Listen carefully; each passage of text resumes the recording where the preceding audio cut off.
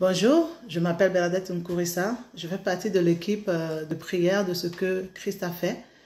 Et j'aimerais partager cette semaine avec nous la dévotion que j'ai intitulée « Quelles sont tes armes au jour du combat ?» Vous savez, l'apôtre Paul, dans l'épître aux Éphésiens, au chapitre 6, nous dit clairement que en tant que chrétiens, nous sommes engagés dans une guerre. Et certes, cette guerre n'est pas visible pour nous, mais elle est tout aussi réelle. Elle est invisible. Et en fait, j'aimerais vraiment, au travers de cette dévotion, faire ressortir 3 vérités que je pense être essentielles pour nous en tant qu'enfants de Dieu. Oui, c'est vrai. Le peuple, nous formons aujourd'hui sur la terre le peuple de Dieu. Et avant nous, Dieu s'était choisi aussi un peuple, c'est-à-dire Israël. Et de tout temps, le peuple de Dieu a été combattu. Nous ne sommes pas les premiers. Israël a dû se battre pour pouvoir rentrer en possession de l'héritage que Dieu lui a donné, c'est-à-dire Canaan.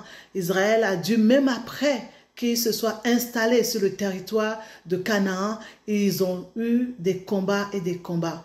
Parce que de tout temps, le peuple de Dieu a été combattu par des ennemis. Et c'est dans ce cadre que j'aimerais partager un épisode de leur histoire ici avec nous. Et j'aimerais vraiment qu'on puisse regarder ensemble à quelques vérités à travers ce passage-là. Il s'agit de 1 Samuel 13, à partir du verset 16. La Bible nous dit que Saül, son fils Jonathan et le peuple qui se trouvait avec eux, ayant pris position à Geba de Benjamin, et les Philistins campaient à Michmash. Ils sortirent du camp des Philistins 3 corps pour ravager. L'un prit le chemin d'Opra vers le pays de Shual. L'autre prit le chemin de Beth-Horon et le troisième prit le chemin de la frontière qui regarde la vallée.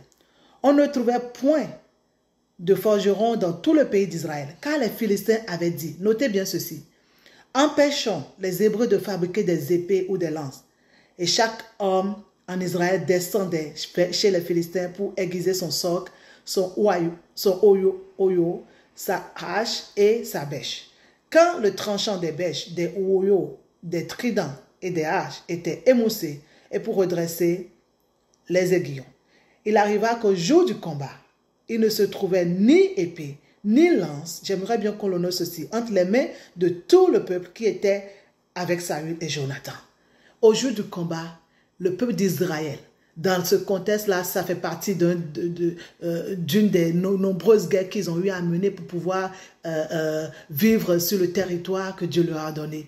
Et il est écrit qu'ici, et c'était dans le contexte qu'ils étaient attaqués par les Philistins. Et c'est même, je vous invite à lire tout ce chapitre, c'était même l'épisode dans lequel Saül a été en face des ennemis, a été pressé à faire l'Holocauste alors qu'il n'avait pas le droit de le faire, il était roi, il n'était pas sacrificateur. Et la Bible nous dit que c'est comme ça que les Philistins les ont attaqués de tous bords. Et seulement, mais quand ils étaient attaqués, ils n'avaient pas d'épée. Il n'y avait pas d'épée, mais quand moi j'ai lu ce passage, ça m'a interpellé. J'ai dit, mais on sait tous que sans épée, il n'y a pas de victoire. On sait tous que sans armes, il n'y a pas de victoire. Donc ce peuple était d'office, sans épée, voué à la défaite. Mais par la suite, Dieu va faire grâce. Je vous invite à lire ce passage. Et je me suis dit, mais il en est de même pour nous aussi. Ça peut être de même pour nous aussi. Ça peut arriver que, alors que nous sommes dans une guerre, ça peut arriver que nous n'ayons pas d'armes par notre faute. Alors que Dieu nous a donné toutes les armes pour que nous puissions combattre et que nous soyons vainqueurs et plus que vainqueurs dans la guerre qui nous est livrée par les forces du mal. C'est pour ça que l'apôtre Paul dit dans Éphésiens 6, dès les premiers versets, il va dire « Revêtez-vous de toutes les armes de Dieu ». L'apôtre Paul nous invite très clairement à revêtir toutes les armes de Dieu. Parce que quand on parle de guerre, ça veut dire qu'il faut qu'il y ait des armes pour pouvoir remporter la victoire. Et gloire à notre Dieu, gloire à Jésus-Christ qui nous a dotés de toutes les armes dont nous avons besoin pour pouvoir avoir la victoire. Et quelles sont ces armes? L'apôtre Paul nous en parle longuement dans ce chapitre. Et je vous invite vraiment à le lire. Il parle de la vérité comme ceinture. Il parle de la justice, de la cuirasse de justice. Il parle de la foi, le bouclier de la foi. Il parle du zèle de l'évangile. Il parle du cas du salut. L'apôtre Paul nous parle de tout cela. Et par-dessus tout, il va dire d'utiliser l'épée de l'esprit qu'est la parole. Vous savez, si toutes les autres âmes sont défensives, c'est-à-dire que ça nous permet de nous protéger contre les traits enflammés du malin, contre les traits enflammés du diable. Il y a une âme que Dieu nous a donnée qui est très puissante. Et celle-ci, elle est offensive. C'est sa parole. Celle-ci, elle détruit le camp de l'ennemi. Et c'est pour cela que Satan ne veut pas. J'ai réfléchi, j'ai compris. Je me suis dit, mais c'est pour cela que Satan ne veut pas que les enfants de Dieu puissent connaître la parole. Il nous combat, il combat la méditation de la parole. Il combat que les enfants de Dieu puissent connaître la Bible. C'est pour cela que nous devons avoir conscience de cela. Que méditer, ce n'est pas forcément le fait d'en avoir envie. Nous sommes combattus dans ça là aussi. Mais nous devons utiliser cette arme si nous voulons la victoire. Parce que nous sommes dans une guerre et nous sommes voués à la victoire. Nous n'avons pas à subir, mais nous sommes appelés à nous emparer de l'héritage que Christ nous a déjà donné à la croix. Et c'est pour cela que j'aimerais vraiment attirer notre attention sur ces 3 points. Premièrement, c'est que nous sommes dans une guerre. Je sais que pour la plupart d'entre nous, oui, peut-être nous l'avons déjà entendu, mais vous savez, il y a plein de chrétiens qui ne savent même pas, qui ne connaissent même pas la réalité de cette guerre. Ils ne savent même pas qu'ils sont dans une guerre. Ils sont inconscients de cette guerre-là. Il y en a d'autres qui le savent, mais qui la subissent pareil. Parce que les armes ne sont pas utilisées. Et par contre, il y a une autre catégorie de chrétiens. Et je prie pour chacun d'entre nous, que nous soyons de ces chrétiens-là, qui ont conscience de la guerre qui nous est, dans laquelle nous sommes engagés, et qui justement sont victorieux dans cette guerre-là. Deuxièmement, c'est que Dieu nous a donné toutes les armes. Dieu nous a donné toutes les armes pour combattre. Dieu nous a donné toutes les armes pour remporter la victoire sur nos ennemis. Dieu nous a donné toutes les armes pour que nous soyons plus que vainqueurs. Et oui, un jour le Seigneur m'a dit, alors que je passais par des combats terribles. Et c'est même d'ailleurs ça, pour mon petit témoignage, c'est ça qui m'a amené à Christ. Et à un moment, j'étais fatiguée de combattre. C'était des attaques sur des attaques. Et le Seigneur m'a dit, avant de battre, il faut combattre. Et depuis ce jour, j'ai compris que je ne dois pas subir. Je ne peux pas subir les attaques de l'ennemi. Je ne peux pas subir le schéma que lui veut m'imposer.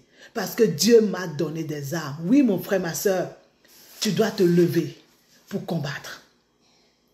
Tu dois te lever pour combattre pour ta famille.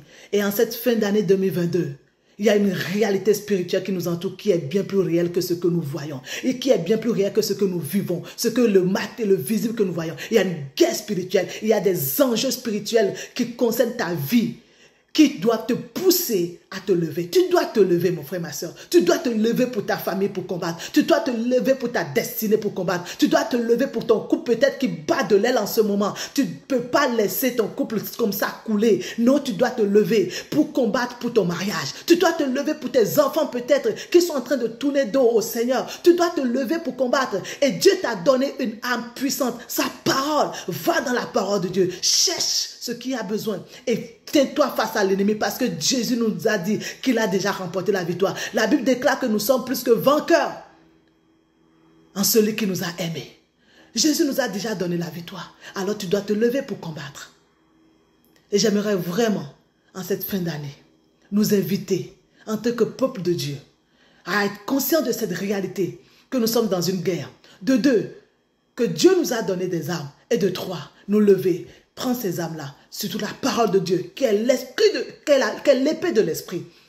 Et par la grâce de Dieu, et par la puissance du Saint-Esprit, le Saint-Esprit est notre aide. Il est là avec nous. Utilisons la parole, mangeons la parole, prenons la Bible, méditons-la. Dieu nous a tout donné. Tout est déjà dans sa parole. Tout ce dont nous avons besoin pour avoir la victoire sur nos ennemis. Il y a un héritage que Christ nous a acquis à la croix. Mais Paul nous dit, revêtez-vous des armes de Dieu. C'est-à-dire, c'est à nous de nous revêtir des armes. C'est à nous de prendre ces armes-là et de combattre. En tout cas, c'est sur ça que j'aimerais finir. Et je nous encourage vraiment. Cette année 2022, je prie pour chacun de nous, pour que nous en sortions vainqueurs de tous les combats qui nous sont livrés. Et surtout, le combat ultime, c'est le combat de la destinée. Non, nous ne sommes pas venus accompagner les autres. En tant que chrétiens, nous ne sommes pas venus passer incognito sur cette terre. Dieu nous a appelés à accomplir une mission. Et si nous n'accomplissons pas cette mission, si nous ne faisons pas ce pourquoi nous sommes terre, alors nous avons échoué. C'est pour ça que nous ne pouvons pas nous permettre de ne pas combattre. C'est pour ça que nous ne pouvons pas nous permettre de ne pas prendre les armes de Dieu et de combattre l'ennemi qui veut nous faire échouer dans cette mission. Le combat de la destinée. Au-delà des combats quotidiens, la famille, le travail, au-delà des combats quotidiens qui sont le mariage. J'aime beaucoup ce verset qui dit dans Néhémie, ne les crains pas, n'aie pas peur d'eux. Mais regarde à ton Dieu redoutable et grand et pour ta famille. Combat pour tes enfants, combat pour tes frères, combat. Parce que Dieu nous garantit la victoire. Que Dieu vous bénisse abondamment. Et je prie pour chacun d'entre nous pour que la victoire quotidienne soit notre partage parce que nous revêtons des armes et que la victoire de la destinée, que nous puissions rentrer chacune dans notre destinée, dans le nom puissant et glorieux de Jésus. Soyez bénis. Amen.